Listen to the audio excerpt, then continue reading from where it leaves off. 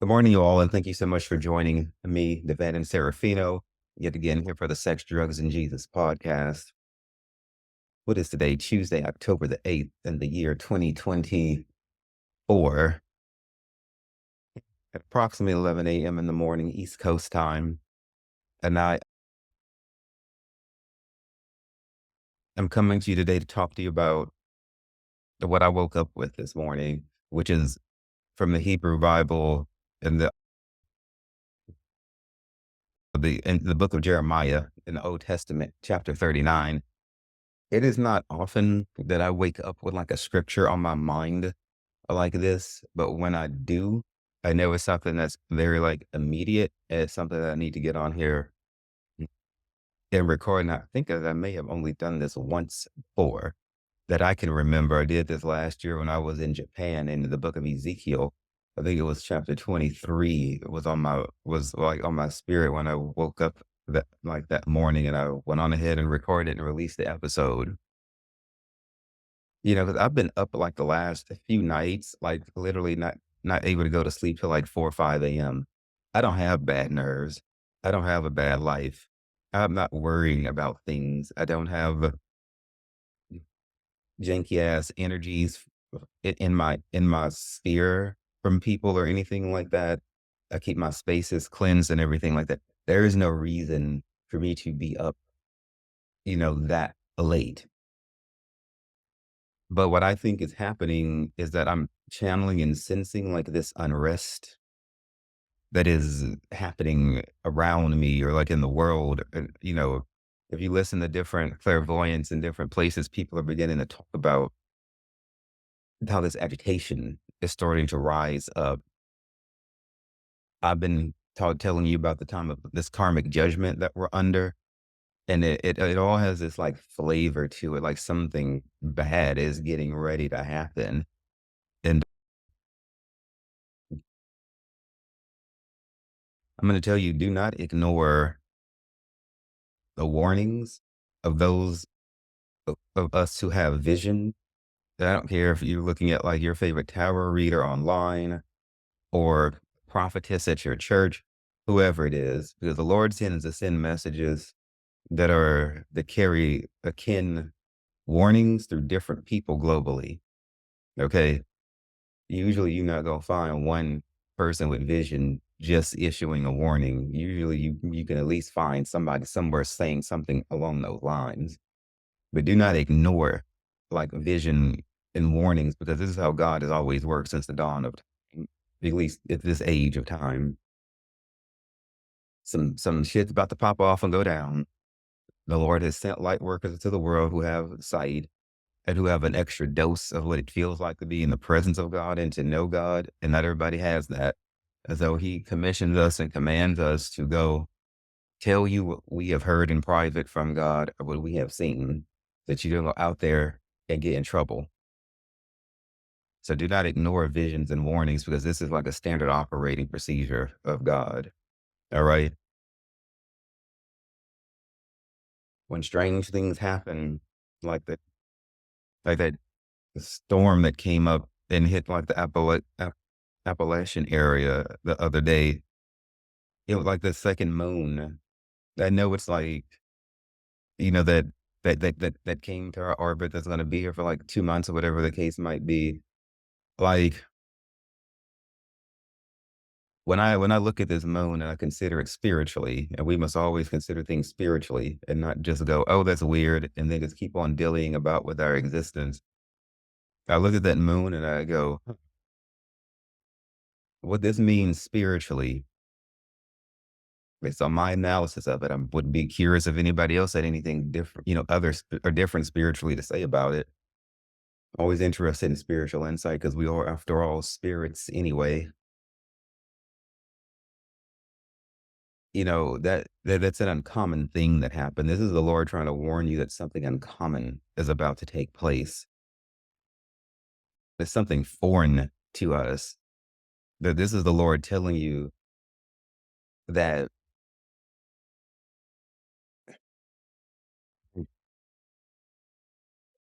how can I say this?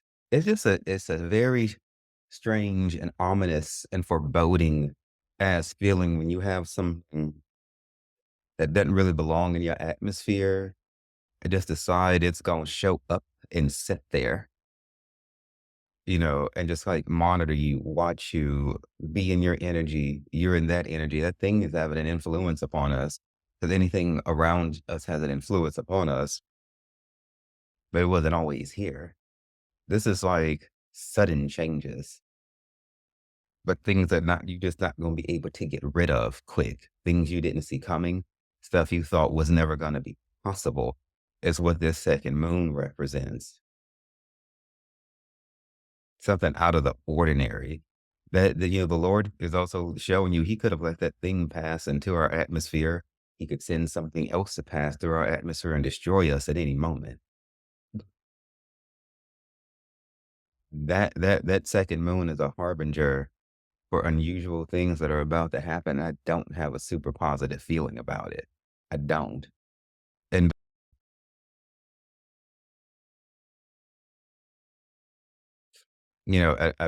besides that, I did a whole show about like this time of judgment that I feel like is upon us a few shows ago that's already out. And in there I detailed like this dream I had about this person who I've been dealing with up here in New York. But I have enough sense to know that it's that sort of the way energies and things work with one person will work with another. That dream of warning came to me to give to him, but it was not just for him because the time of judgment is upon us all. And the Lord deals with people the same. How did the Holy Scripture say God fashions our hearts alike? And in this dream, this dude is up here, has been wasting his energy avoiding the codependent and avoided attachment style issues of his past. And in these relationships with people that are destructive, that have been for a long time, and having a difficult time untangling himself. But in this dream, I saw judgment come upon him because the Lord did not put us here to fuck around with bullshit.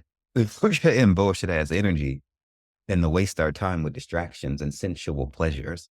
This dream was highly sensual, and sensuality could have be any damn thing from sex used the wrong way, too much volunteering, too much the things that people distract themselves with, too much traveling, worrying about your damn family too much, any kind of gambling, being out in nature too much, anything that makes you feel alive in your body, quote unquote, how your mind might interpret being alive, but works against your soul is a negative sensuality. Sensuality in and of itself isn't bad, but because sensuality is good, it's like some people act like they can't tell when they cross over into it being too much or to it being negatively or low vibrationally intended.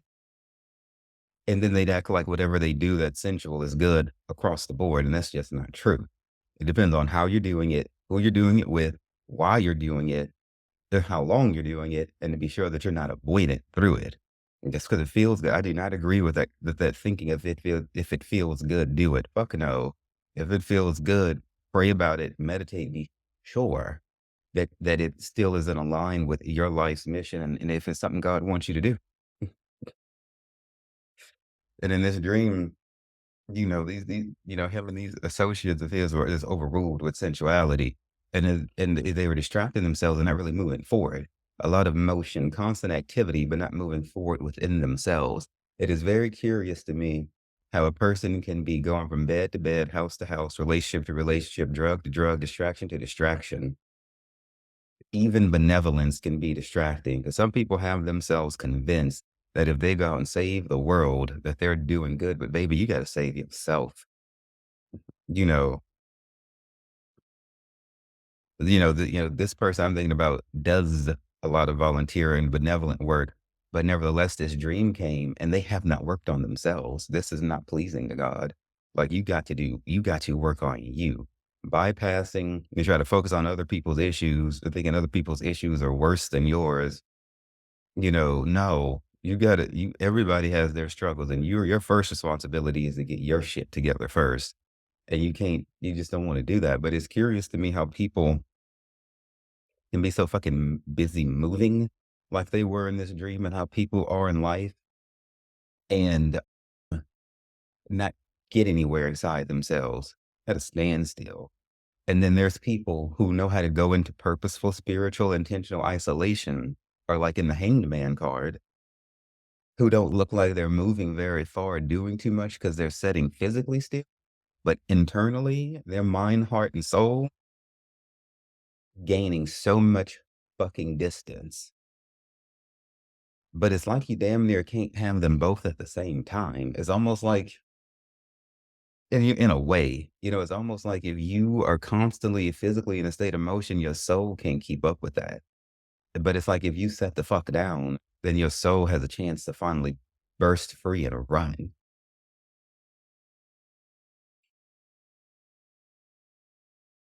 And there is not peace promised to this earth. I don't know where the fuck people get this idea of utopia coming one day and we're all gonna sing kumbaya.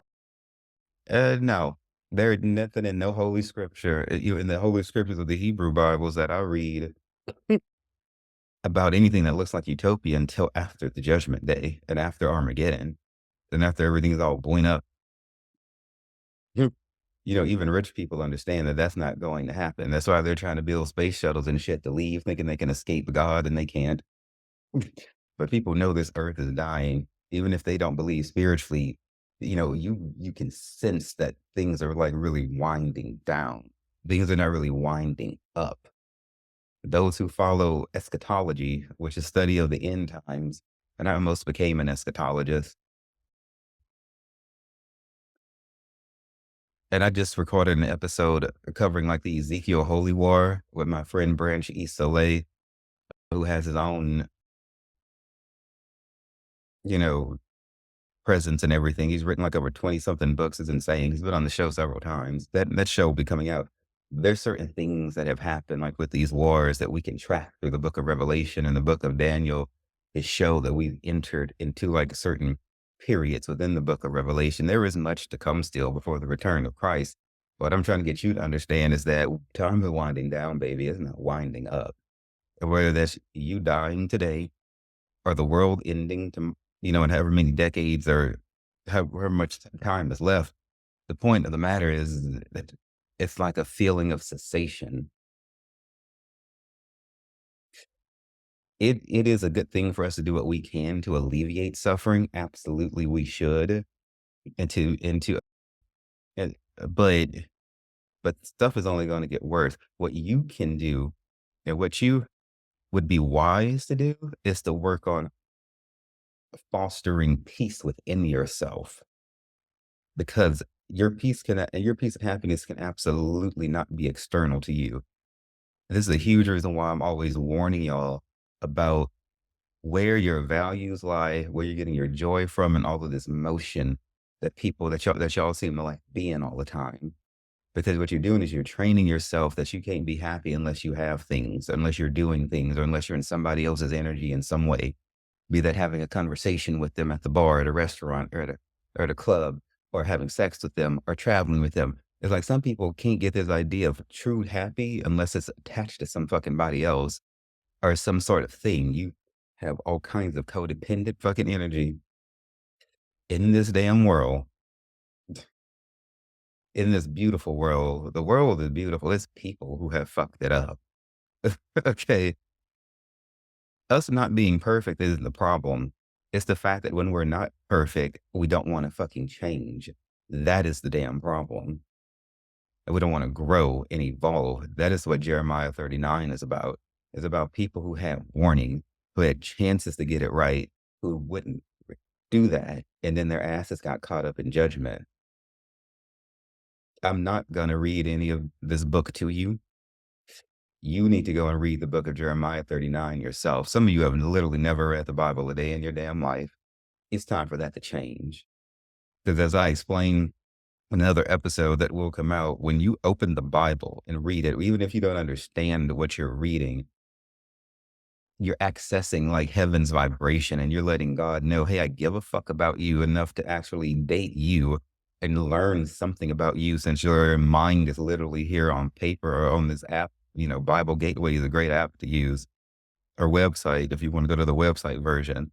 But when you open the Bible and read, you're inviting God into your life, into your heart. You're spending time with him. That changes your vibration. How does the scripture say the entrance of thy word give it light? When you read the Bible and put it down, even though you might have understood what you read, and when you go and engage in situations and with people, it's like you can see shit more clearly. You just did a spiritual workout that's going to have positive benefits to you once you put that book down the road. That's how that works. We can use scripture and things like that to battle witchcraft and to detach negative energies for people. That word is alive. And it's powerful and it's quick and it's sharper than any two-edged sword. And it's a tool and it's a weapon in your hand. And if you would ever learn to wield it, you'd have a much better existence. So I'm not going to read a single scripture from Jeremiah 39. You need to go read it yourself. And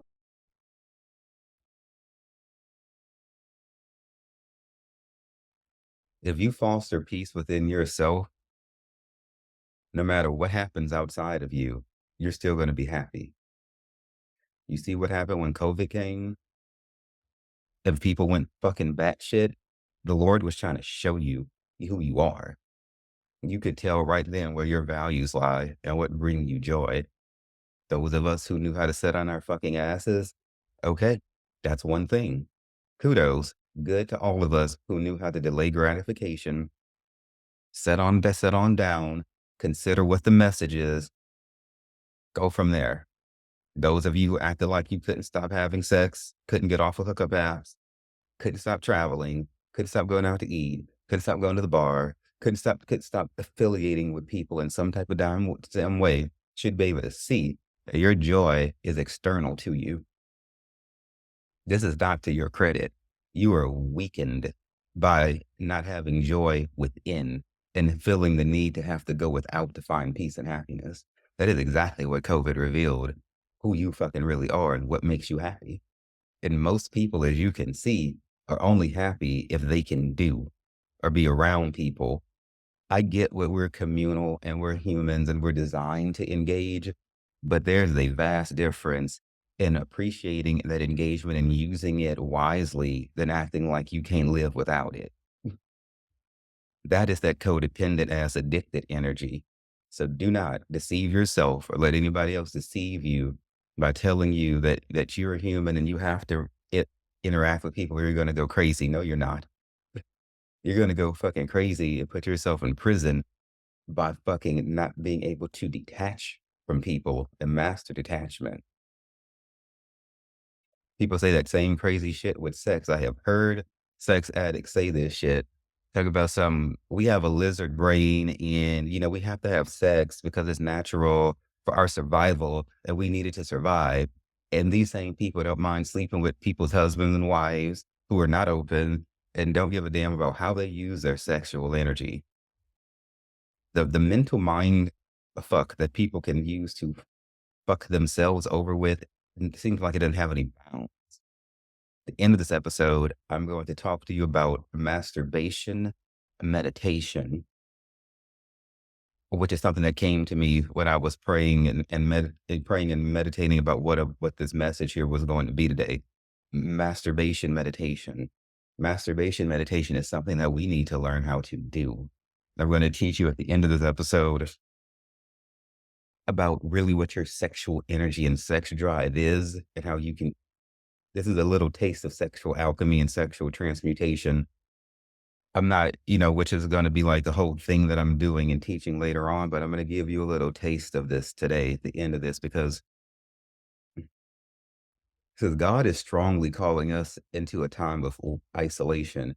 God really fucking wants to get you individually alone to himself. You've given yourself to so many people and to so many experiences and to so many things, but your spirituality, you haven't really given that much time and attention to, not for real.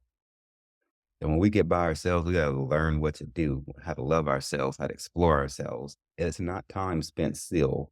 You are active when you're in isolation. It's really fucking fun too. If I do say so myself. Then you come out all glowing and shit when you do re-engage with people. It's not forever, but it's a habit. Jesus would go engage with people, then he would withdraw to the Mount of Olives or to a ship or whatever. You got to learn how to engage and how to not engage.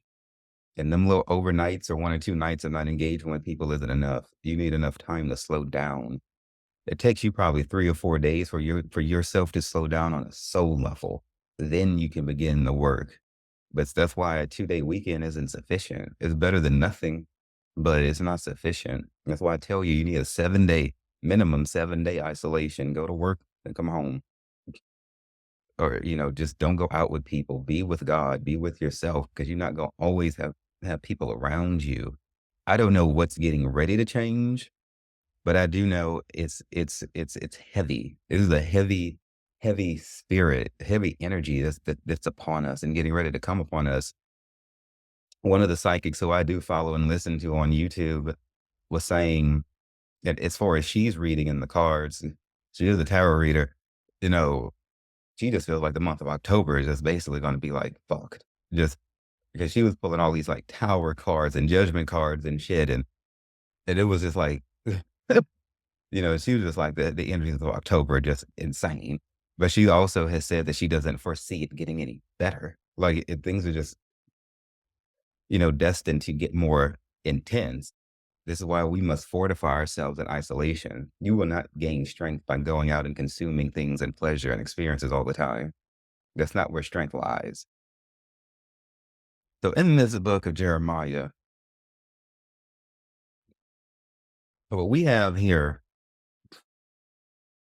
is the children of Israel are in Jerusalem, beautiful ass city, got everything they need. They got comfortable.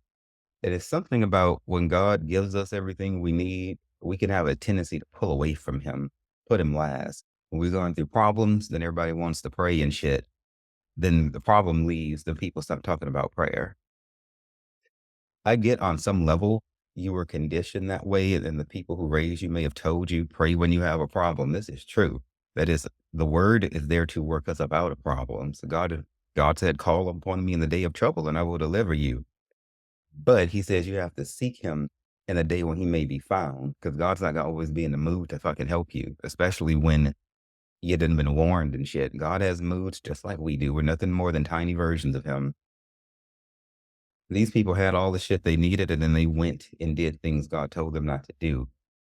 Fucking around with people in other nations, getting mixed up with their idolatry and shit, which came to them through sex. Because when you have sex with people, you fuse with them and then you take on their habits and likes and dislikes and shit. And these people got into idolatry due to the sex and the marriages and shit that they wanted to have with people. And just all kinds of other ways that they were bypassing having all of their strength and activity, and they chose not to follow the Lord with their amenities and their freedoms. Okay. But the prophets told them that if they wouldn't change and act right, that they would go into captivity and that Babylon would come and carry them away. And they chose not to believe the warnings. Nebuchadnezzar, or at least his princes and stuff, came and besieged Jerusalem. And it was over 3 years later before they actually broke in and took those people off into captivity. So the people of Jerusalem ignored the clairvoyance of their time, telling them that if they don't stop their incessant activity, sensual pleasures, their excessive sensual pleasures being used in the wrong way to the point of avoidance and making an idol out of those things, that their asses weren't going to have those things, that they were going to be taken into foreign and strange lands and living a life that they don't recognize. They didn't believe it because they thought that their prosperity would never end. They thought they had so much money in the bank that it would never dry up. They thought that they had such a good friends, family, and lover network that they would never, ever come to a point where they wouldn't be able to enjoy all that. And for 3 years, over 3 years, even though they had the enemy literally at the fucking gate, these people were in such a stronghold within themselves.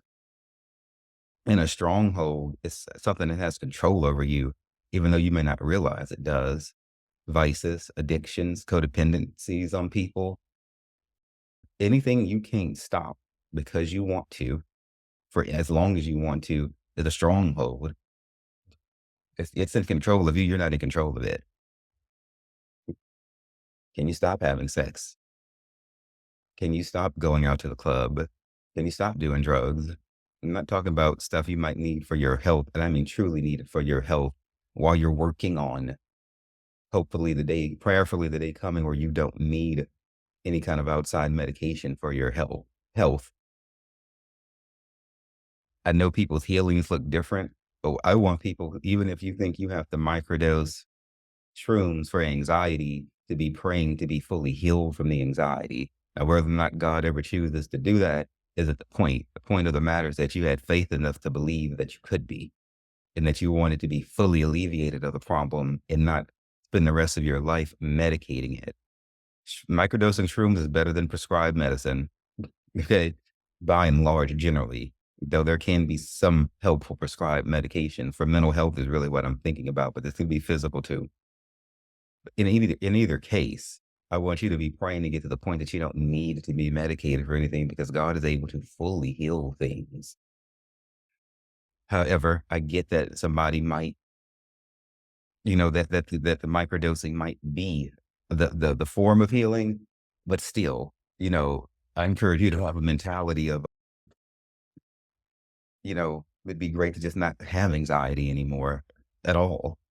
And so, but that's what a stronghold is. Anything that you can't stop, it might make you feel sensual or give you some sort of false sense of validation. That thing has power over you. This is not freedom. You're like in jail while you're running around here thinking you're free and you're not. But this stronghold was so potent in the face of these people. And even when they face danger, look at what they chose to do with their time. They were still running around doing more of the same. They weren't doing meaningful, quantifiable, spiritual soul work. It's not, I need to know, how were you then? How are you now? I need quantifiable progress. I am not satisfied or happy with somebody telling me that they feel a little better.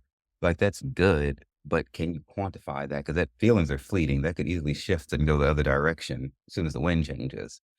These people didn't choose that. What you had in the nation of Israel were false prophets and people who started to prophesy opposite of what Jeremiah and the other prophets were saying. So these people started to tell them everything was going to be all right. We're not going to go into captivity. We're always going to have all of these things.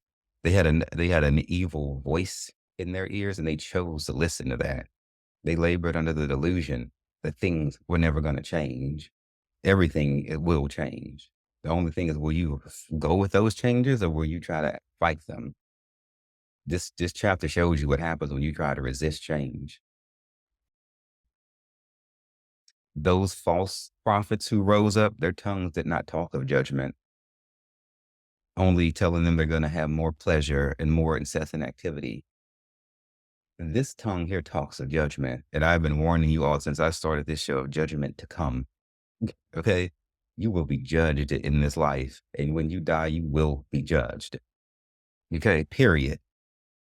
And it does not matter if you believe in God's judgment or you believe in reincarnation, where then you have the council of elders, but you gonna fucking be judged when you die. Deal with it. That's just what the fuck it is.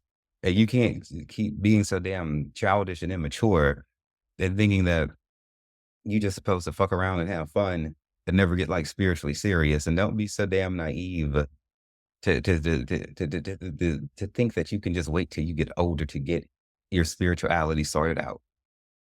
When your ass might die today, you don't fucking know what's gonna happen. And be careful about anybody out there who calls themselves spiritual, who does not think that judgment is ever going to happen or that bad times will never come to you. That's not true. Yes, it will. Things will change and you will cry in this life. Okay, that's you're supposed to. It's part of growth and maturation and evolution. And now Jeremiah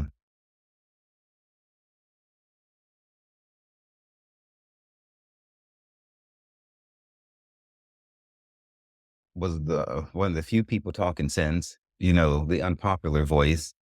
Him and the Ethiopian Ebed Melech,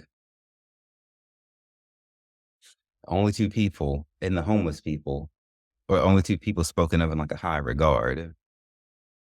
They put Jeremiah in jail because they didn't like his visions of judgment to come. People didn't want to hear all that, so they put him in jail. But from that jail, the Lord sent word through Jeremiah to that Ethiopian that to Ebed-Melech. There's not a lot of Ethiopians talked about in the Hebrew Bible, but when they are mentioned, it's usually in a very positive light, and the intersectionality is beautiful. But the Lord sent word to Ebed-Melech, the Ethiopian, telling him it was going to be all right. Don't be afraid of the people you are afraid of, because you made the Lord your trust. You will not be dying today. Everything's going to be all right for you.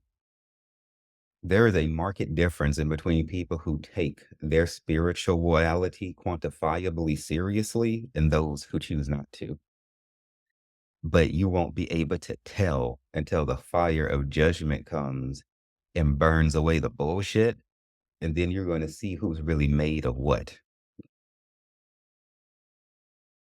But when people are running around looking like they're living their best life, that don't mean they are.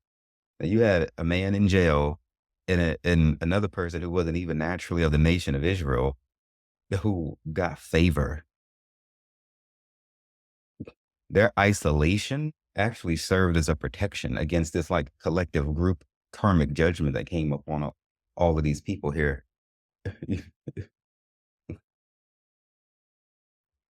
And why is that? They weren't out there blending in with the masses. They were in their own energy. They did not learn these bad habits and shit because they were in isolation, and they just were to themselves. Because you do learn from everybody that you're around. It doesn't matter if you're thinking you're learning, the things you see, the things you hear, the vibrations reverberating from within people who you choose to be in close contact with will influence you. And you, as they say in the believes in the Hebrew scriptures, association brings on assimilation. You change, according to the people who you have around you, whether you realize it or not. And then what you have is people being confederate in wrongdoing. And what is wrongdoing? Something that actually hurts you and works against you or somebody else, even though you might not realize it. So there, you can't get mad because some people have this idea like they don't want to call anything bad, anything evil, anything wrong, anything sin. Okay, I get that the church really fucked that up by not properly explaining what evil, wrongdoing, and sin is and made it look like it was just all about control. That element of the church is that, and they did use a lot of their rhetoric and things to just straight up dominate people, and they should not have done that. However, I'm not this church as you would understand it here. You know, I'm a standalone person sent by God to show you you. I'm not affiliated with any church or any denomination or religion. This is just me and Jesus out here chopping it up, and I'm coming to you with what I know and what I've heard. Wrongdoing, evil, and sin is anything that you do to hurt you or somebody else. And out of either one of those things hurts God. Sin is pain. It's suffering. That is what it is. The whole point of the 10 Commandments wasn't just for fuck's sake. It was to tell people, don't do this because you're going to hurt you or somebody else, and ultimately you're going to pay for it in the long run, even though it's going to give you a sensual sense of pleasure and satisfaction today. It is short-sighted to do these 10 things. So be smart and don't work against your own ass by doing these things because you think it's going to make you happy today. That is what sin is. That is logical. That is a sort of logic and wisdom that cannot be refuted. It's quantifiable. It makes sense. You've been shown how you actually hurt yourself. And then you go and do those things and you feel the pain for it. So let's stop this whole fighting against the idea that anything's wrong or anything's bad or you're evil. Evil is real. Wrongdoing is real. There's some shit that just flat ass shouldn't be fucking done. Period.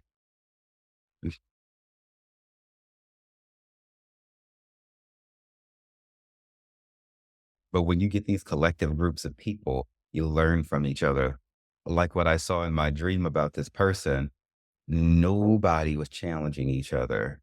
Nobody was praying with each other. Nobody was trying to like seek the light together with each other, but they had all this time to have sex with one another. They had all this time to do all these drugs. They had all this time to do all this bypassing. Where was the spirituality? Where was it? Where? Where did it go? You had the same damn 24 hours everybody else does. Why did you not schedule any time for God? Why? Would you schedule every damn thing else you want?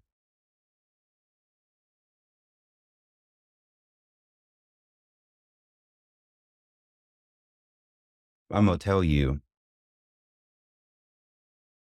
you really should start your day each day with praying, God, what would you have me do today? What can you and I co-create together today? Rather than who can I go sleep with today? Or what type of way can I go distract myself from my pain today? Or and again, that could be going to have some sex, do some drugs, go volunteer. People distract themselves in a great many ways. And you need to like really take the time to invite God into your daily plan and be willing to adjust if you feel yourself coming out of agreement with something. But that's the spirit speaking to you.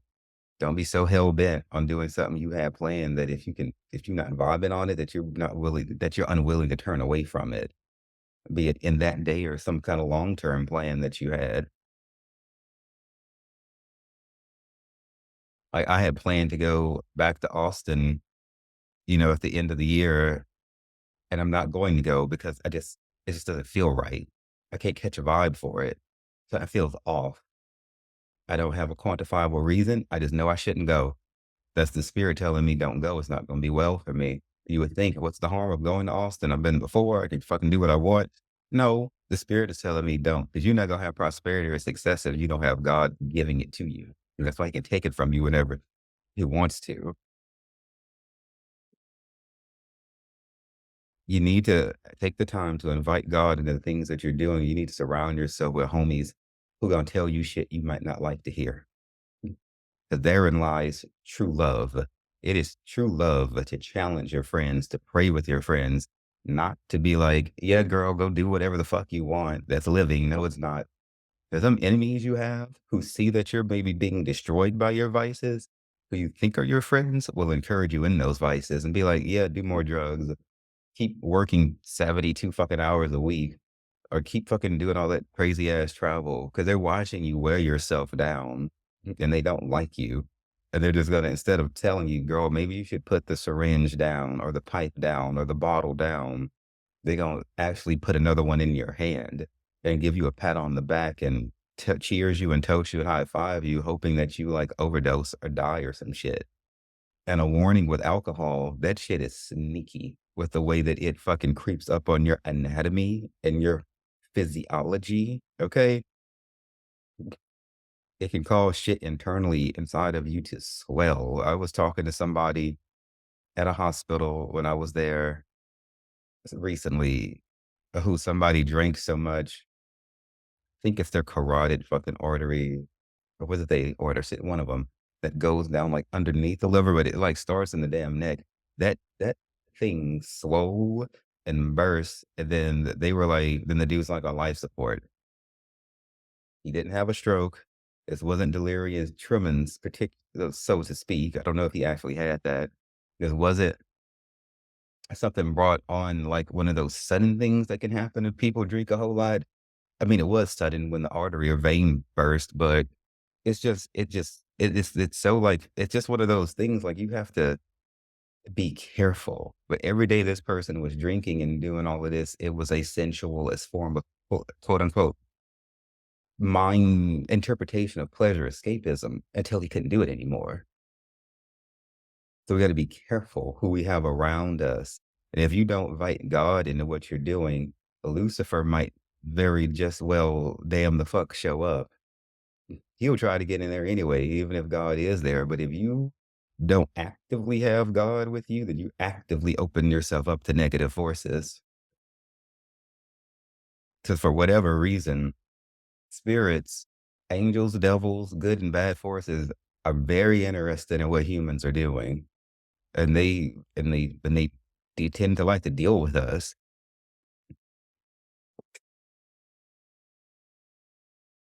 The homeless people in Jerusalem, when Nebuchadnezzar came in there and took all the people who had time and money, were out there having sex and hanging out and partying and shit, but weren't fucking around with God. He took their asses, the ones he didn't kill, he took their asses to Babylon, left the homeless people and made them rich. He literally gave the homeless people vineyards and shit. And the people who had nothing, who would not have had the amenities and the abilities to be out here disrespecting God the way these people were with their time. These people were probably somewhere fucking praying because of their suffering. Okay. Not every homeless person is a person of prayer. I've been homeless twice. This I know. But it is a very curious thing to me how the roles flipped. This is how what the scriptures talk about, how the last will become first and the first will become last. Okay, God has power over these things, and he has this type of power. The homeless people, Jeremiah, Ibn Melech, might have been considered uncool by the people of the day who were like doing all of this shit. But I'm gonna tell you, when the judgment came upon them, it was the homeless people who were left rich, and it was the people who had all the shit who became poor, and all this happened suddenly. Nobody thought the day would come, and it did come. And when it came upon them, it was no reversing it. They released Jeremiah from jail. That's so fucked up that the Babylonians came in and treated the wise person who was trying to help people by warning them, treated Jeremiah better than his own people did. Nebuchadnezzar released Jeremiah from jail, told the captain of his guard to do whatever Jeremiah tells you, treat him well, give him whatever he wants. Took Jeremiah on home. His own people would fucking treat him right because he was telling them shit that they didn't want to hear, and they weren't receptive to change. Lord have mercy. This same thing repeats itself in every generation, and you would think that people would look at this and see how to avoid this, but people don't read scriptures. Are just like, well, I don't. But what's important to God is that he sends people to warn you. Whether you choose to listen or not is entirely up to you.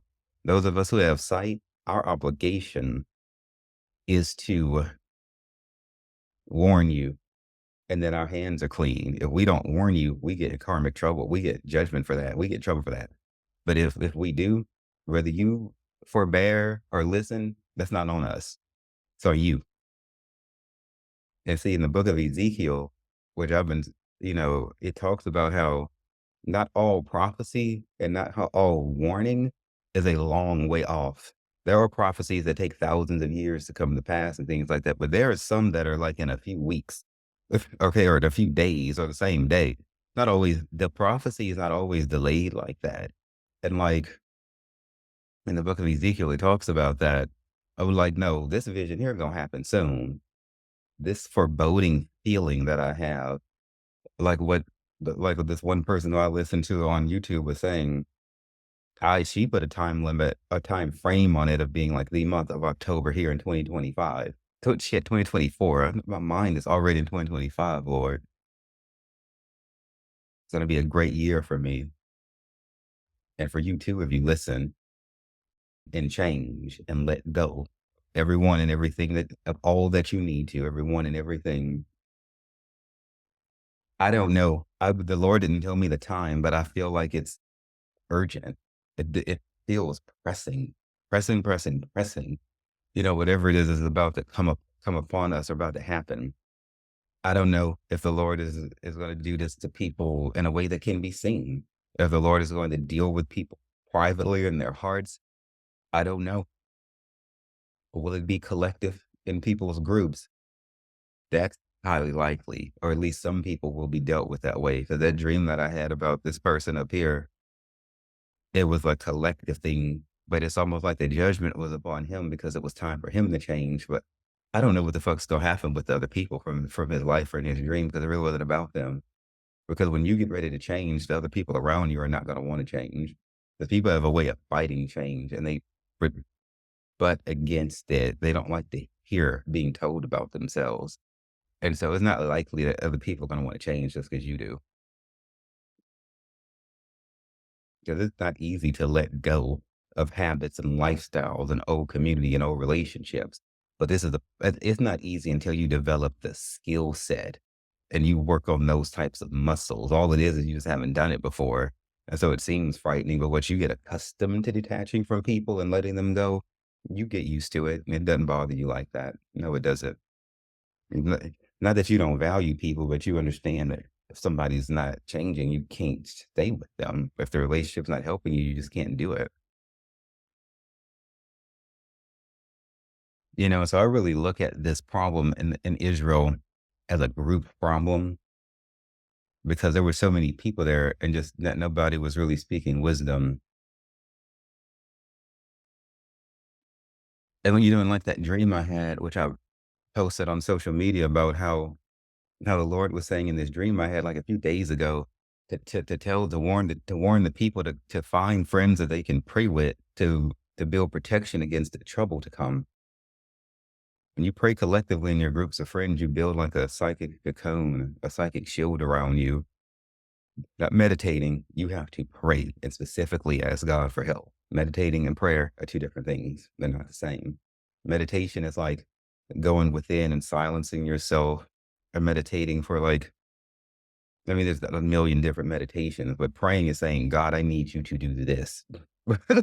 That's directly, and maybe, and you might classify them as the same, but however you do, you need to ask the God specifically to shield you and your friends against trouble to come. That is what was said to me in the dream. Pray and ask God with your friends, find friends you can pray with to ask for protection against trouble to come. Because trouble is coming. Trouble is coming, child. And it don't seem like it's no long ass way off.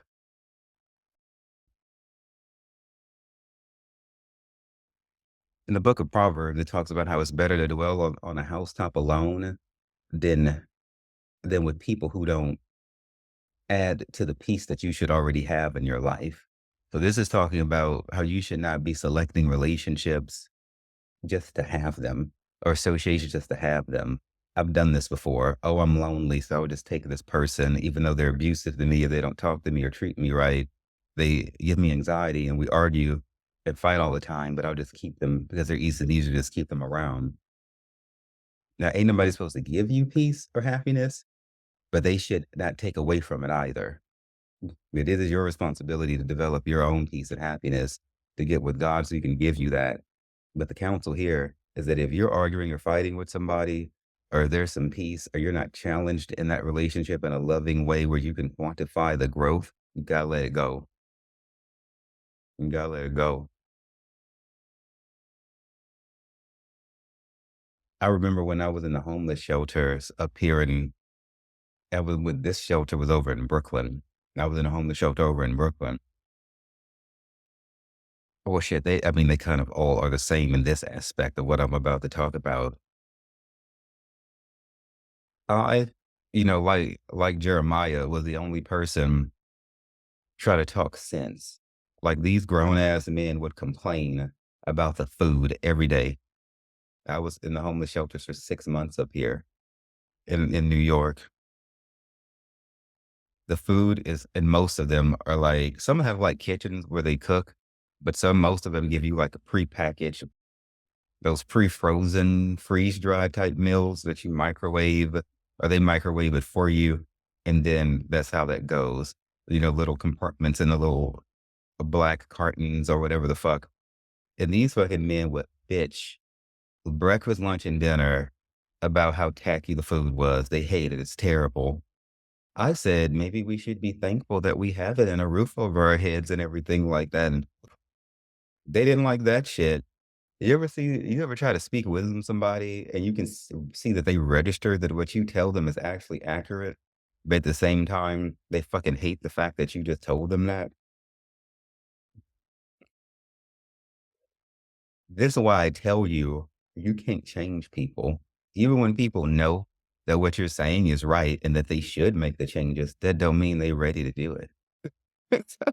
And so, or that they won't fucking turn against you for dare to having the audacity to call them out on the things that they're saying and doing that are actually working against them. even though they don't realize that it is. People don't like being confronted with themselves. They'd much rather go hang on to your energy or distract themselves with having sex with you or traveling with you or spending time with you or doing something other than facing their truth. They may develop a hatred towards you for challenging them or for even seeing you do better than them. Okay.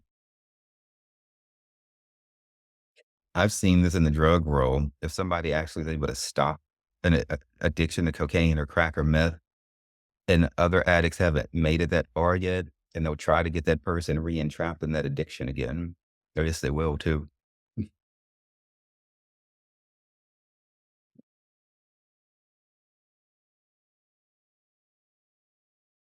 And you can see in all this how people have this intense adverse self-loathing towards themselves with acting like this. You cannot it's hard to see this in somebody, but it's not impossible if you slow down and actually start paying attention to the people in the world around you. Like, I don't have a whole fucking lot of friends. I might have 2 or 3 people here in New York that I can call and be like, "Girl, we going to the club tonight?" I usually just go by myself, and I'm happy to do that. I might have 3 or 4 people in Baton Rouge, and then the rest of my associates are spread out in different countries over the world. But in terms of people who I'm around and in their energy regularly, it's really not anybody who I just see that damn much. But there's people up here in New York be having, like, all these different fucking groups of people that they're always hanging out with, and I used to think I wanted that. I don't want that anymore. But what I like to do is to have a few people that I can fucking monitor their asses and see what the fuck is going on and pay attention to when they change. Because people will change. The only question is, will you know it when it happens? 'Cause they may not know it when it happens within them. And so what I'm saying is, even though I don't have a whole lot of people, I'm not currently sexually active with anyone. I am open to dating. We've gotten that far with it, you know, but I'm not currently sexually active with anyone in that way. But I keep it small. I keep the number of people small and manageable. That way I don't it's harder to see when people change if you got so many people. You hear me? This is one of the main lessons I take away from the story of Judas Iscariot and Jesus. Okay. Judas was not always against the Lord. He was an ally of the Lord, and then he wasn't. Jesus isn't dumb. He knew when the change happened. He let all of that play out because this was necessary. But Jesus only had a small group of people around him, though. And Judas thought he could hide, even at 12 people. Some of you have far more than 12 people who you associate with like that. And you're like, you letting your energy deeply. And you don't have Jesus' skill set to monitor and pay attention to people either. Because you're too busy just having experiences with people. And you don't really know those damn people. You know the things you do with them, but you don't know them. And you don't actually know them on a deep fucking level because you have to let yourself be known on a deep level. And so much of what people do is avoidant attachment styles with all of this activity, which was a main theme in that dream I had about that person with this warning that came to him, to you, is to watch out for these avoidant as attachment styles where you've done all this shit, but there is no depth to it. And you will suffer for that. So stop. Just stop.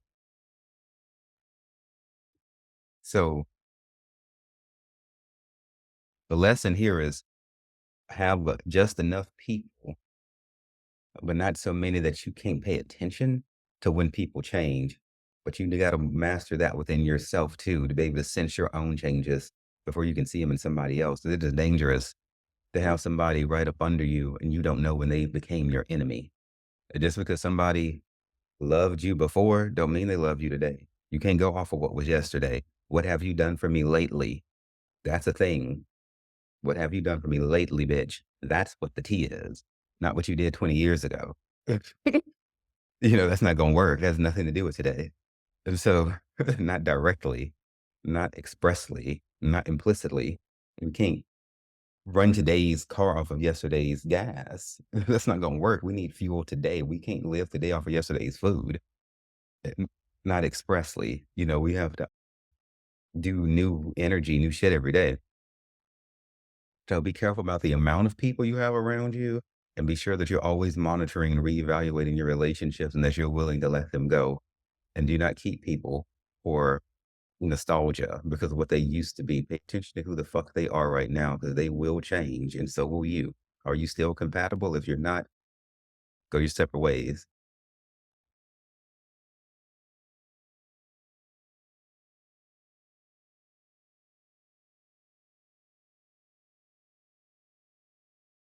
What could happen, like how in this scripture, how these homeless people became rich and then the rich people became poor? When God comes and flips energies around like that, you will see this in your lifetime. Have you seen it before? Maybe haven't paid attention to it.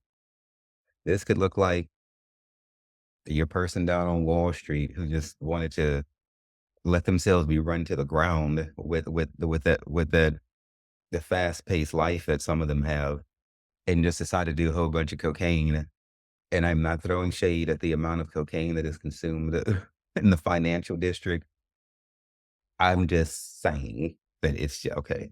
So, because it is what it is. But the Lord might decide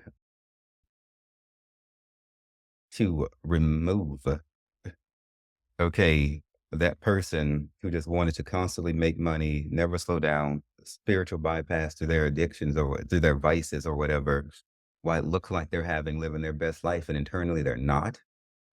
He might flip the script and go and rebuke the addictions from off of like a homeless crackhead and elevate that homeless crackhead and then take down that Wall Street person who made all that money. But what has happened here? If that Wall Street person is still alive, then they have an opportunity to consider, where did I go wrong?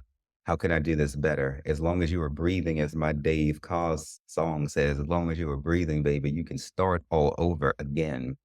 And there is no shame to that because ultimately, this journey we're on is to give us a high quality afterlife. It's not really about this physical life because we're not always going to be here. This is all training wheels, period. But it's training wheels not to be fucked over because the consequences are severe. And now you got somebody who was one day broke, homeless, and strung out on crack, living a truly prosperous life from within and without. And now you have this former Wall Street person who was only rich on the outside, but not on the inside, who have been brought down to a point and given an opportunity, if they're still alive, to, to change. Both times I lost everything. The thing to do wasn't to be sad about it. Okay, what the fuck did I do wrong? How could I do better this time? Then the Lord brought me back up. And so there isn't anything wrong with it if you have to start over again. You just fucking pay attention next time and be wise and get closer to God and don't be bypassing with things and get away from those avoidant attachment styles. Get away from it. Stop avoidant behavior and embrace things directly and throw your soul into things if you're going to bother to do it at all.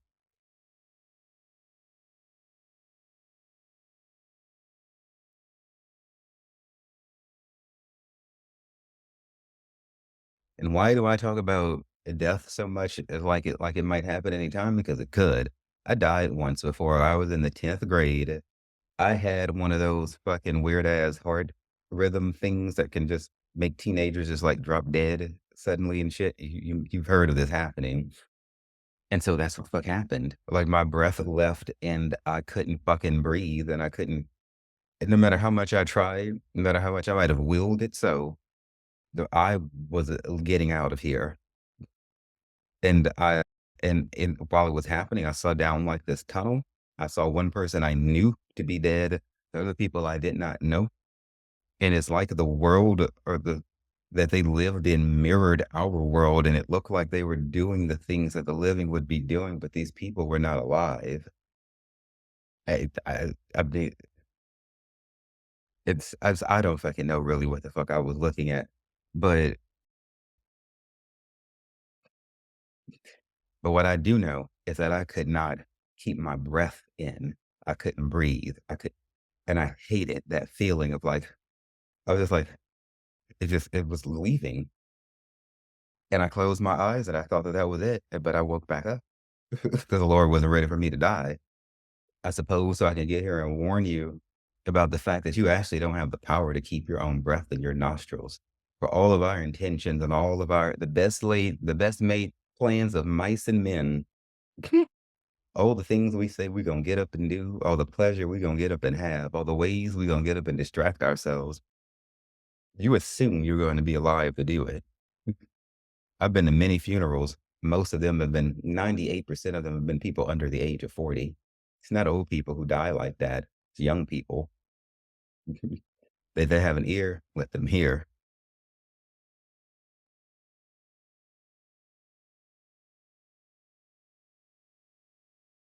My son, I'm gonna go adopt me a child when I turn 50. Why? Because that's what the spirit gave me to do. Spirit wants me specifically to get a 10-year-old. And I did not know that that is the age that children become classified as difficult to adopt. When the spirit put that in my heart, and I started kind of poking around into it and looking, I was like, okay, that makes sense. And so, and there's other reasons, but I'm gonna go get my son and I'm gonna warn my son and I'm gonna be like, boy, please like don't get into a serious relationship or get married till after you're 30. There's no rush. And, I don't know, date, feel things out, but try to avoid that if possible. Because like I was saying earlier, another way, quality of life is not about, it's on value. It's not about quantity. It's not because you don't know people and people don't really know themselves. So when you get married, especially like in your 20s or you get into these serious relationships, you're rolling the dice very, very hard against the fact that that person and you are still going to be compatible as you inevitably change as you get older. I don't care how glossy your feelings are. And even if you try that and you do, at least have the decency if you get older and you see that y'all are just flat ass not compatible anymore to make some other arrangements. Don't try to force some shit to work that's not going to work. You're a whole ass different person at the age of 20 than you are at the age of 40. And if you've been with somebody that fucking long during those formative years when you are not really you yet, even though you think you are,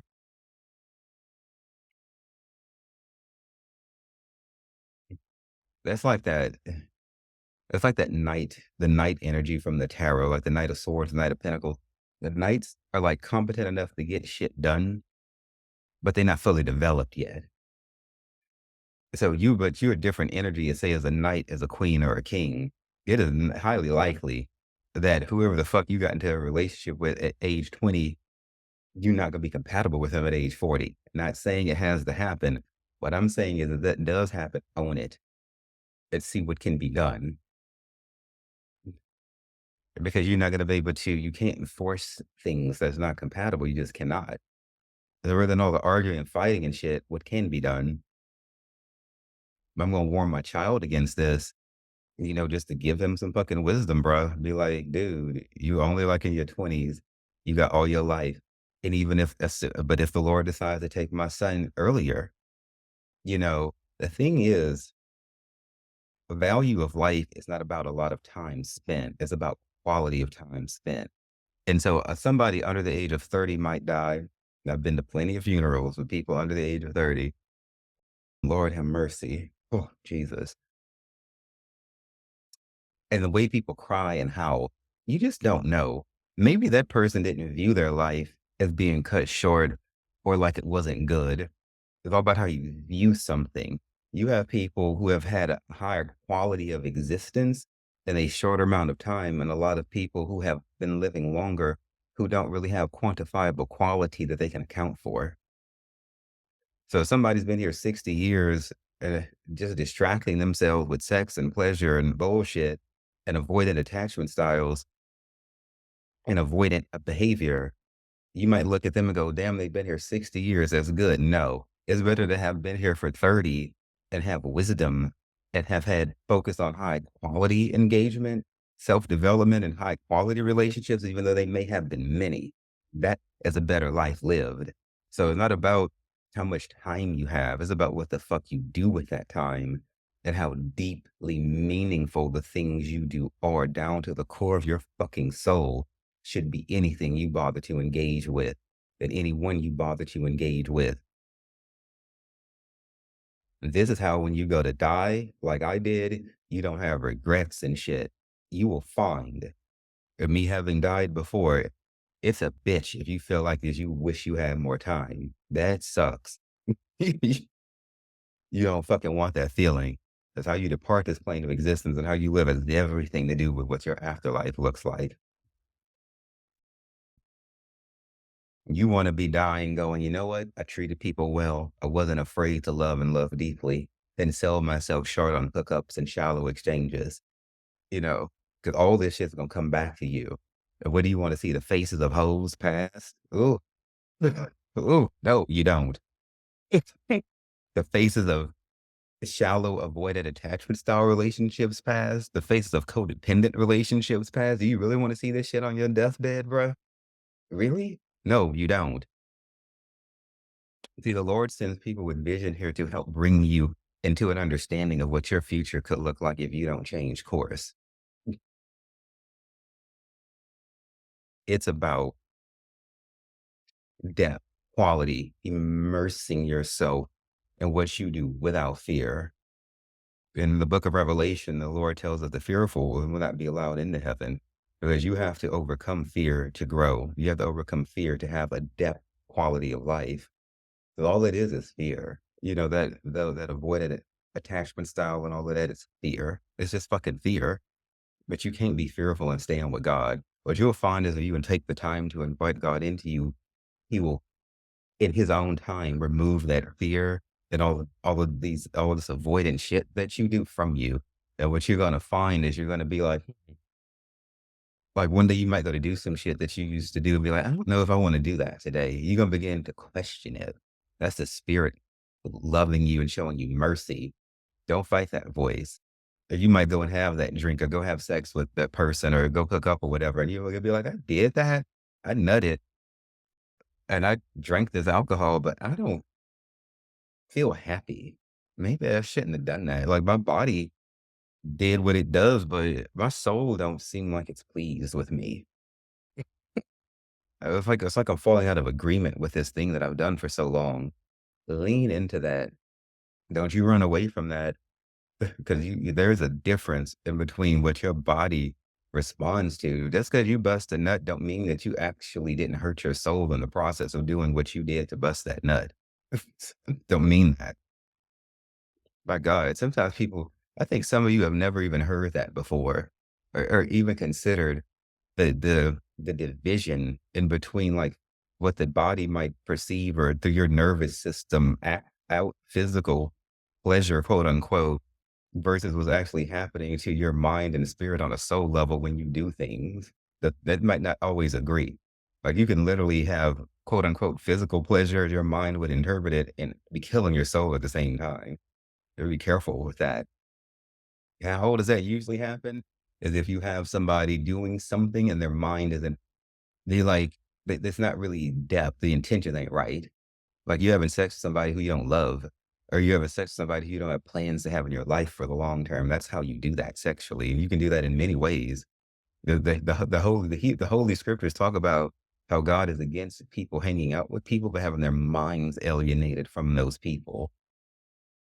And that could be in many ways. You could be hanging out with people knowingly just using them for bypassing, or hanging out with people and you don't fucking like the people, hanging out with people wishing you were somewhere else when nobody's making you be there.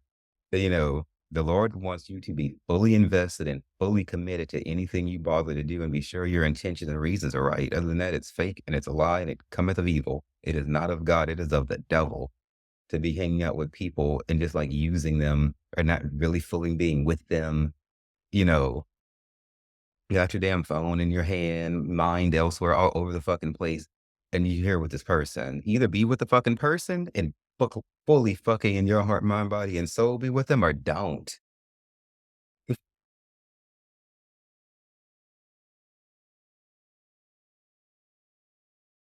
But as I will tell my son, and I will warn him against like the mental constructs people set up and how long those constructs can last. This is why you don't really know who you're marrying and you don't fully know yourself until you can sit down and have deep ass soul level conversations that people can quantify to you the ways in which they can acknowledge that they have not served themselves in life when they stopped doing that, how they did it, by what power, okay?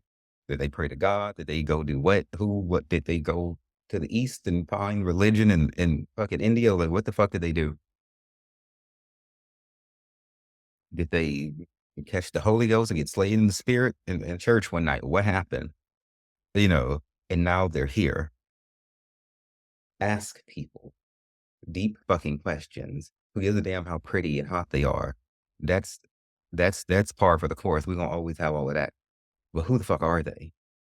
And so what I'm gonna tell my son, you know, like with me, I'm about to be 42. I know I'm basically 14. Duh, deal with it. I get younger every year, obviously.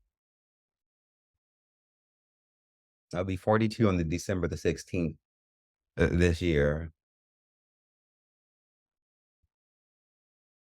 I just realized a few months ago because the Lord revealed it to me when I could handle it and when he was ready for me to evolve from it. Two things. I have not felt safe until recently when I moved up here and got settled into New York. I feel safe for the first time in my life. And I had set up a mental construct probably when I was younger, when I was molested and physically abused, by the males and things like that in the blood family that I've now divorced. But I set up a mental construct that hid like my masculinity from me for reasons that I've covered in other episodes. But I did that to protect myself. It was a defense mechanism. And I just realized that. So I was acting more feminine than what I really was. So the men rejected me and abused me. And then the females accepted me. So I took on those feminine characteristics. So that's not really who I was. And so, and I realized that I was acting more girly than what I really was because of that old defense mechanism that I felt like once served me. And I believe that it did to whatever degree God allowed it to, but it was time for that mental construct to come down because I don't need it anymore because I'm safe now after 42 years. Or, about, so would I have even been the best life partner to somebody until now? I don't think so. I don't think so. I don't. Because I didn't I mean, I just now, really feel like I've fallen deeply, madly in love with myself here too as I approach 42. I think I am now the best qualified to be a husband to somebody than I ever thought I was before, and yet I was out there try to date and do all these things with good intentions, but I really wasn't ready. No, it wasn't. I didn't have anybody talking to me as direct as fuck as I talk to y'all, telling you specifically what the fuck to do. So what the fuck do? You fucking talk to yourself. Who are you? Why are you?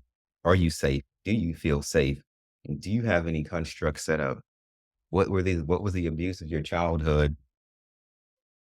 Did you do any defense mechanism that you might not be thinking of? Not saying any of it would make you not qualified to be in a loving relationship. It just depends. My shit is always very intense. I am an intense ass motherfucking Sagittarius. That's just who the fuck I am. And I own it and I manage my fucking fire. But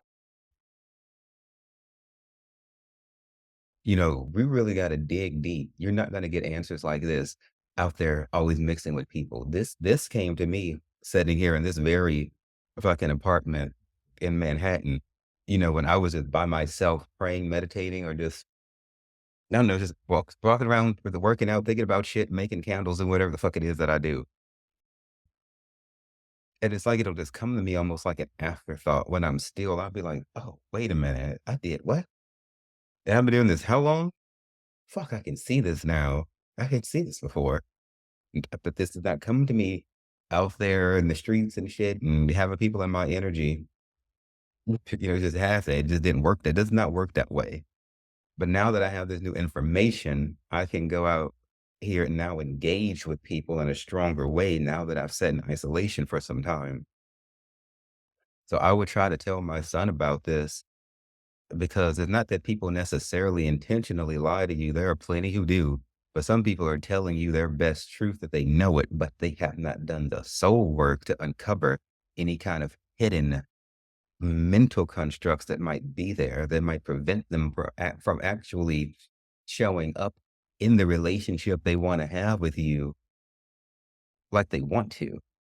But you have to have your shit resolved, be able to show love to somebody else in its purest form. It's the only way.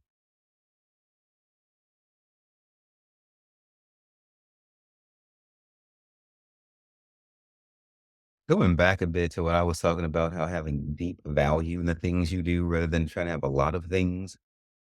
Okay. You remember how Sheryl Crow, I think, wrote that song, Soak Up the Sun? One of her lines, it was like, it's not having what you want, but it's wanting what you've got. I'm gonna say that again. It's not having what you want, it's wanting what you got. Maybe nobody ever told you this before, so let me be the first to tell you. Not every experience is meant for you to have. Okay. Not every experience is meant for you to have. The high clairvoyant who raised me told me that when I was in my lower 20s, when I was out there trying to do everything and everyone, I had in my idea this like type of sex that I wanted to have with like these bisexual dudes. I got this idea from fucking porn. That's why I don't watch this shit no more. It's taken a whole lot of fucking work for me to understand where my mind actually begins and the influence of like porn, bad information from people about sex or just life and television and media and social media begins. Like, where the fuck are my thoughts and what was their influence? All that shit was like enmeshed in my brain. This is why I don't watch porn. This is why I'm against it because it gives everything you expose yourself to, like I was saying earlier, educates you, whether you think it is or isn't. Every energy you accept educates you and changes you. But I had in my head this idea that I wanted to do with these like bisexual dudes and all of this shit. And this came up in like a reading that I was having with her when she was doing her clairvoyant, and angelic handwriting thing. And she was like, what is this? The spirit was telling her about these sexual ideas that I had. She's like, what is this that you want to do with these boys? She was like, I got quiet because I was like immediately like fucking ashamed and like fucking afraid too. That's how judgment feels. It's one thing when we get lost in our thoughts and all of these desires that we have and nobody checks us or the people we're around are doing the same dumb shit. But when we're confronted with ourselves and we actually hear how what we think we want to do sounds, especially from somebody who has higher wisdom and shit and like they're gonna go along with it, it's striking how it can make you feel. Oh my God. But she was like, you don't need to do that. The spirit does not want you to do that. And then she was like, and I'm sitting there trying to wonder, well, why can't I do that? It's sex. I want to have it. And she was like, baby, not every experience is meant for you to have.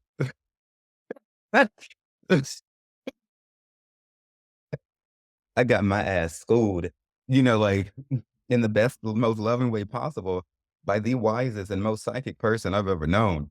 And she was like, baby, not every experience is meant for you to have. And it was such a simple few words, but it makes fucking sense. But I, like how I warned you against doing it, got caught up in this idea that I need to just go out and do as many fucking experiences as I can with whomever. I wasn't being discriminate, paying attention to the energies. All I know is that them boys are fucking hot and I'm gonna get me some dick and I'm gonna fucking do this and that with them. And I can give a damn about what they were thinking, where they were on their spiritual journey. None of this and none of that. I was like, if it feels good, I'm gonna fucking go do it. Then ain't nobody gonna tell me I can't. I could have got my ass in trouble doing that. But see, a warning comes before a fall. It did not matter how pretty those boys look. It doesn't, I don't know what's not living in those bodies, those pretty ass bodies, in terms of physical STDs or spiritual STDs, if they're murderers or rapists. These were some dangerous ass dudes anyway, like motherfuckers I used to fuck with in the game. And, and, who you never know. Because these experiences we want to go run off and have, sometimes are things we haven't done before. And you're assuming that it's going to go well or that you're going to actually enjoy it. You don't know that. because you haven't done it. You might get your ass killed. You might get in fucking trouble. You know, people have gone out to have experiences only to land in jail, a morgue. Not every experience is meant for you to have. But Cheryl said it's not it's not having what you want, is wanting what you got. This is about being patient and being happy with what you have and not always off for the next experience, the next bed to sleep with somebody in, the next this, the next that. It's about being still.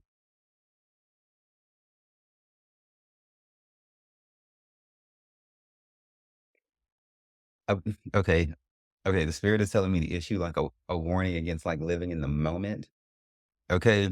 Living in the moment is not Living in the moment is healthy if, say, I'm out with a group of friends that I already know and I trust, and we had said we're gonna go to dinner and go home, but now suddenly somebody thinks, "You know what, girl, fuck dinner, we're gonna go catch a play on 42nd Street." Okay, that's living in the moment. And I don't believe in this letting shit happen. I believe in paying attention to the energies, and if it makes sense, then allow it, then, give it permission to happen. But I don't like this idea. We're just going to let it happen or let the night takes us where it goes. No, I like, I want to have fun and I can be the wildest fucking person, but it's within parameters and shit because it's all fun and games till it's not. And trouble is something that seemed like it won't come, like these people in the book of Jeremiah, chapter 39. But when that shit gets upon you, if you can get out of it, it's difficult to get out of. You see how God took them people. You go read the book of Jeremiah 39 and then message me and tell me what you take out of it. But living in the moment is safe when it's done like that, but it is not safe when you just have no regard for who you're doing what with. You don't give a shit about the energies and you just let life or whatever the vibes of the night just jerk you any damn way and you don't give a damn. There is an unhealthy living in the moment and there is a happy living in the moment. But that unhealthy living in a moment is still that avoided attachment shit. It's that bypassing. It's something that gives you sensual feeling like you're free because you're not going to be bound by a schedule or by committing to anything, but you're not free because you're chained by pain that you won't let go of. So people who don't like to commit to shit, who always want to be last minute with shit, you watch that. They might want to call themselves free and act like the moment somebody wants to quote unquote, as they would interpret it, tie them down with a commitment or an obligation, they freak out and shit. That is a trauma response. I've had this happen, like a guy that I was talking to years ago, and we went out on like a date, and I was like, "Fuck, I'd like to see you again." I mean, before I could get the words out of my mouth, I didn't say I'd want to see you tomorrow morning or anything like that. I was just gonna throw it out there, if at some point in the future he'd like to hang out again, and he started freaking out like, "Oh my god, I just, I don't want anything serious." Girl, what I have learned, it is not that us people who society might want to classify as extra are extra, is that sometimes people just have so much fucking pent up trauma and anxiety that any little thing can make them fucking freak out. I wasn't being overbearing. I wasn't being clingy. I wasn't being obsessive. I barely mentioned I'd like to see the dude again. And he acted like I was asking him to marry me and go move to the moon and never come back to Earth again. Because of his unresolved issues that he had at the time. He probably had avoided attachment styles too. And the moment somebody acted like they wanted to do more than just fuck him for a night, then he don't know how to handle it. But it's not that I'm being extra, although somebody might be tempted to perceive certain things certain people do that way. It's not that we're extra. Sometimes you're just so burdened with burdens that the least little thing can make you break. But that's not anybody else's fault but yours, because you've chosen to set up the life that you have to include not actually tending to your problems. I also don't like this idea of a bucket list.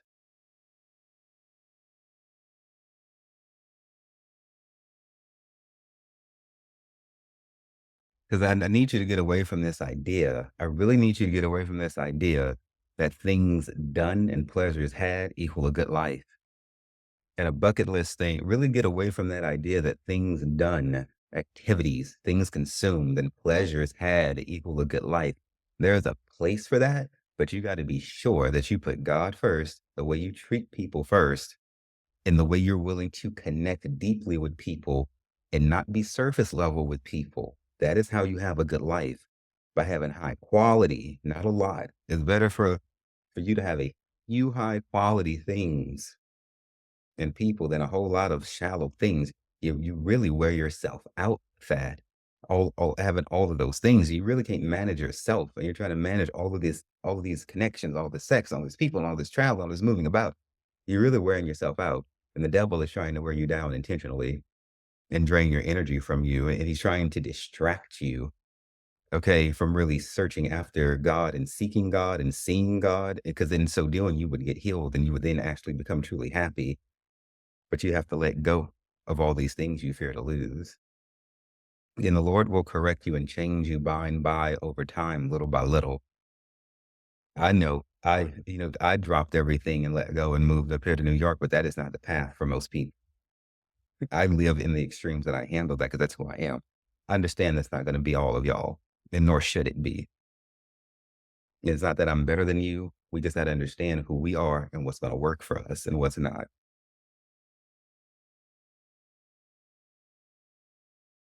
And it's not just sex, travel, and external things, but the devil, Lucifer, will drain you of your energy and distract you from seeking and seeing God, where you can actually be healed and made whole in your mind. He will wear you out. You ever sit around and let your thoughts just run away from you throughout the course of a day and then you just wore them the fuck out, physically tired, even though you may not have done much movement? Be careful with that. But that bucket list bullshit has this idea that if you do certain shit before you die, then you'll be happy. If you're gonna have a bucket list, put in their soul work, put in their self reflection, put in their getting close to God. But those are things you need to do like today. You can't just bucket list that shit away though, actually, now that I think about it. I just don't like it because it just has this feeling of go out and do activities before I die, external activities. Just be careful about that. Catering to sayings and quotes and things like that, because that shit changes you. Everything you accept has an impact on you. Then you go and teach this to your children and shit. And so the fucking negative cycles continue.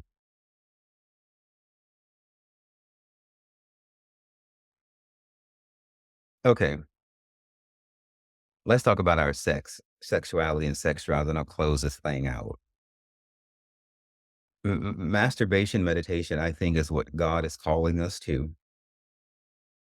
And this is something that will be used to raise your vibration, your sexual vibration, and use your sexual energy in a positive way that you can then go out and engage with the world better. Even in your committed relationships, you should still do mindful, spiritual masturbation meditation because then it will help you to show up better sexually for your partner or partners and and to show up better for yourself. This is how we transmute our sexual energy into things like that. So what is our sex drive in the first damn place? When we are teenagers and we start to feel what people might call horny or turned on. I don't know if it's like this for females, but at least for me, a sexual feeling is it's like in my stomach, that when my nature rises in me like that, and and my dick gets hard or I get turned on, I start thinking that it seems like my skin or whatever gets like a little extra sensitive or whatever. You know, that is that is hormones. That is sexuality. What it is this is something God has put in place to call you to connect with yourself, to connect with Him. Because the idea of sex is God. He gave you a sex drive. It comes from Him. God's all about sex. You should invite Him into your sex life. You should. I don't like to tell people what they should do, but you really should. It's cool because every time you have God anywhere, it gets enhanced, and then you can keep the devil out. Because again, if you don't invite God, Lucifer might come set his ass up in there. You won't necessarily know he's there. And that's with anything, sex or other. But he'll sit there and fuck with shit.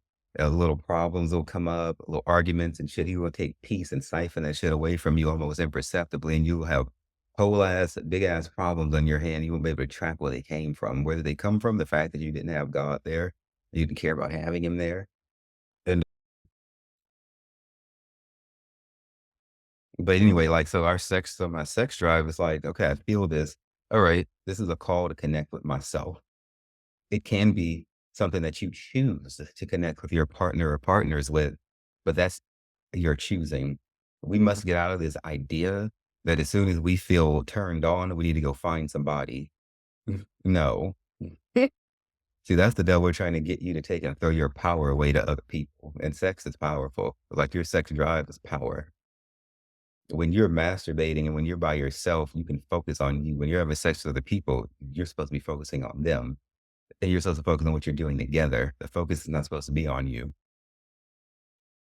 And so when you're alone and you're masturbating, what you're doing is and especially when you're prayerful about it and you're mixing meditation into it and thinking, you're raising, like your sexual energy up. It's like you're charging it up.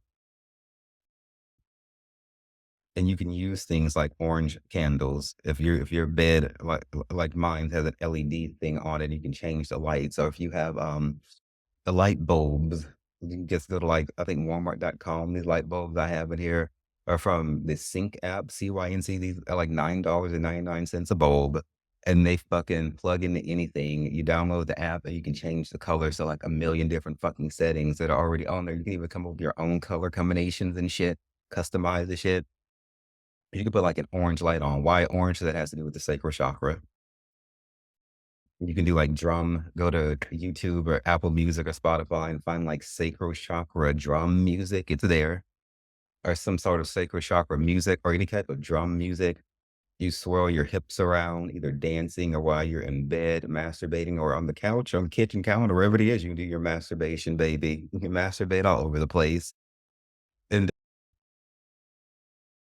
and and that's how you open your sacral chakra. Your sacral chakra can be closed even though you're sleeping with a lot of people.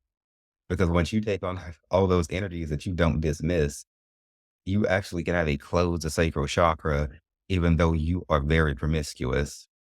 Be careful with that. Because when that happens, you close your creativity, you close your creative energy off. I'm not saying you won't be able to create anything, but you're gonna struggle more. Your thoughts won't come as clear.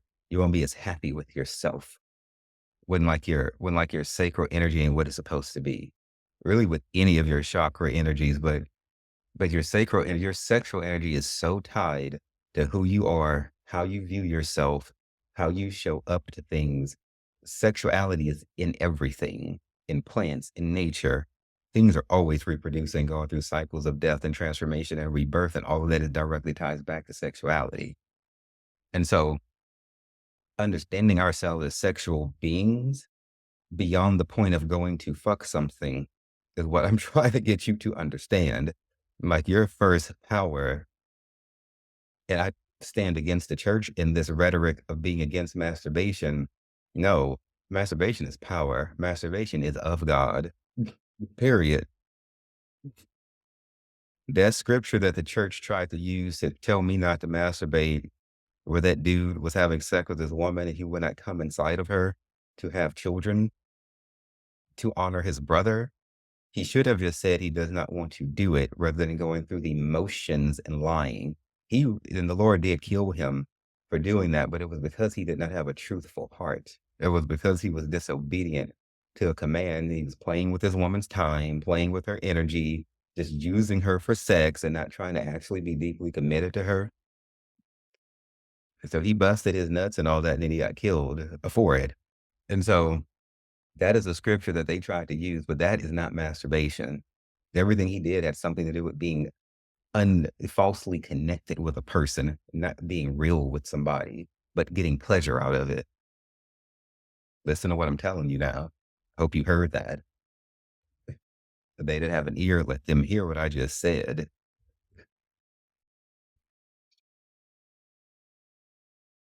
The masturbation is perfect. It's wonderful.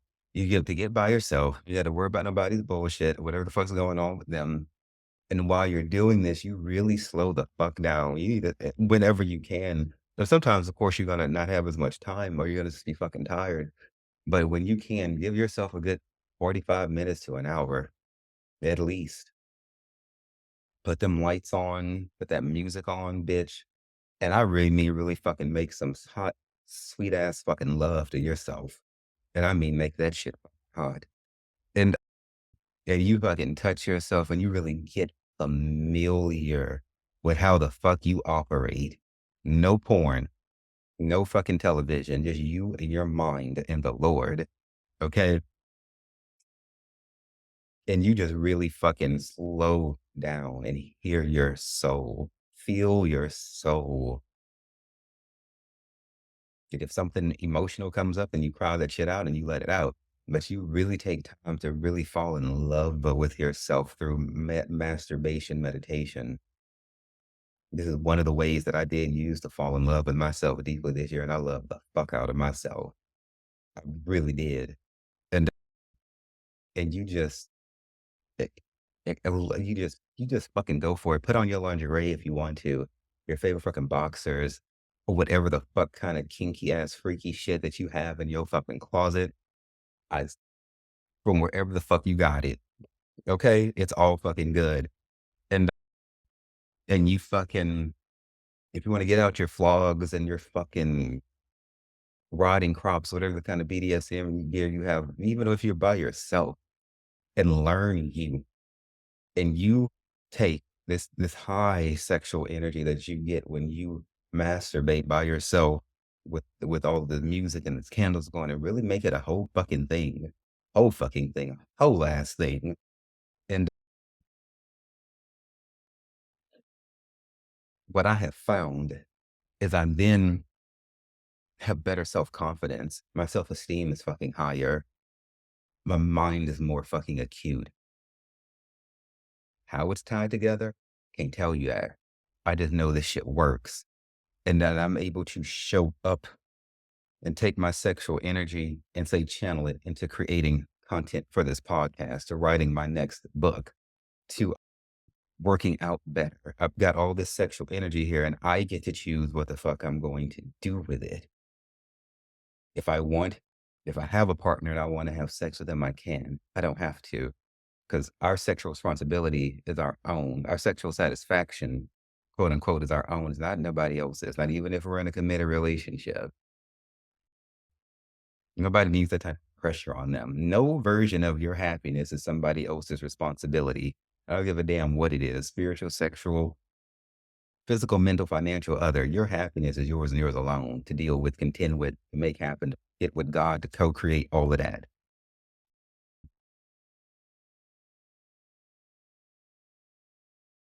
But it just works that way, man. Like I just do. Like you get alone. I get alone. I get all sexual, and I'm able to come out and take that energy and put it into things that are not sexual, because sexual energy is creative energy. It's powerful energy, and it can be used to create art. If I want to to do a sculpture, I like to write art. Creativity may look like a million different things for people, but I'm trying to get you to understand is you don't have to take sexual energy to have sex with somebody. You can take sexual energy and do a lot of things with it that are powerful. And then when you finally find somebody who matches your energy right and they tell you the truth and you take the time to screen them, and you want to fucking break all the furniture in the house, fucking do it. I'm waiting for that damn day to come. Damn sure. But I ain't in a fucking rush either, because the consequences are too severe should I have sex with the wrong damn person. And like the energetic and spiritual consequences of it. But since we're all energy and spirit anyway, then what the fuck else really is there? Like really? Anyway, I wanted to share with you this book of Jeremiah, chapter 39, and it's a warning that I feel like came down from heaven through God, right through me to you, and to talk about all these things in here. I hope you share this with somebody that you know. If you and your friends are not yet prayerful, maybe you can put on a podcast or watch tarot readers on YouTube or whatever, and you let that be your conversation piece. Y'all need to start spiritual conversations. I don't like to tell people what they need to do or should do, but fuck, it's like this feeling is so damn bad, and it's not going anywhere. Like, this is happening. Whatever this trouble is that I've been warned against in my dreams, this gonna happen. And so what I'm trying to just get you to understand is y'all need to be praying. They need to be fucking praying. Meditating is cute and powerful, but you need to be praying, asking God for fucking protection. They need to be doing it in groups of people too. And I guess if you don't have a group, then do it by yourself, or understand that you are collectively connected to everybody else who might be in some type of, like, say, forced isolation, jail, a mental hospital, or living in some country ass, way the fuck in the hills type of shit where you might be the only person for 3 fucking miles or whatever, or 10 or 15. Well, you're still a part of the collective in terms of the other people who are isolated like that. I would attach that for you. I would hope and pray that God would honor and acknowledge that. But those of you who have friends, but in this dream, the command was to find friends. You know what? Even people in physical isolation could go online electronically and find people to pray with. That counts too, because spirit is not hindered by distance. And so, yeah, even if you're in isolation, find some type of friend, some fucking where, and somehow to pray with. But if y'all need to get, some sort of content to spark the conversation, because it could be strange. Telling somebody who you've never prayed with before, it really talked about spirit that you suddenly want to start. But the thing is, when trouble comes and a problem comes, then you would do it anyway. So in terms of start praying and start talking spiritually, like if you had any sense, there's some people who ain't never said prayer or God a day in their life. If something bad enough happens, suddenly they'll be like, can you pray for me? I'd be looking at people like, bitch, you pray? I had no fucking clue. Literally no idea. And so try to get ahead of the trouble and bring it up in a way you think your friend will accept it or understand it. Social media content is something that most people in this day and time will vibe with. So find a video somewhere, start talking spirit, start talking life, start talking afterlife. No matter how young you are, start talking afterlife now, because you know when this is going to come upon you. Be wise and be safe.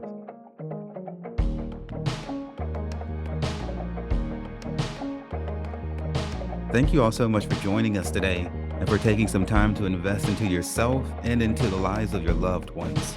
Please visit us at sexdrugsandjesus.com and check out our resource page, our spiritual service offerings, my blog, my books, and other writings that God has partnered with me to create.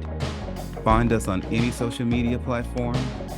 Stay strong, my people, and just remember that everything is going to be all right.